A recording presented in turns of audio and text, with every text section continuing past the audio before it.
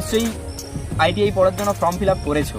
তো form fill up করার পর তোমাদের কিন্তু একটা মেরিট লিস্ট বেরোবে, সেই মেরিট লিস্টে তোমাদের নাম উঠবে। তো নাম এলে তবে কিন্তু তোমাদের ওই মেরিট লিস্টে তোমাদের র্যাঙ্ক কত হয়েছে সেটা তোমরা জানতে পারবে, আর তোমাদের ওই মেরিট লিস্টে তোমাদের নাম উঠে যাবে। এবার ওই র্যাঙ্ক অনুযায়ী তোমাদের কাউন্সিলিং চয়েস ফিলিং হবে। কাউন্সিলিং কিন্তু অনেকবার হবে, যেমন ফার্স্ট কাউন্সিলিং হবে, সেকেন্ড কাউন্সিলিং হবে, থার্ড কাউন্সিলিং হবে।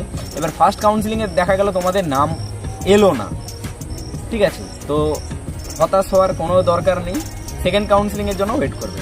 এবার সেকেন্ড কাউন্সিলিংয়ে দেখা গেল তোমাদের নাম এলো না, আবার সেই একই হতাশ হওয়ার কোনো দরকার নেই, থার্ড কাউন্সিলিংয়ের জন্য তোমরা ওয়েট করবে, ঠিক আছে। তো থার্ড কাউন্সিলিং হয়ে গেলে এইভাবে ফোর্থ কাউন্সিলিং হবে। তো তারপরে শেষে তোমাদের একটা স্পট কাউন্সিলিং হয়, যেটা হচ্ছে কলেজে গিয়ে তোমরা অ্যাডমিশন হতে পারবে যদি তোমাদের কাউন্সিলিংয়ে নাম না আসে।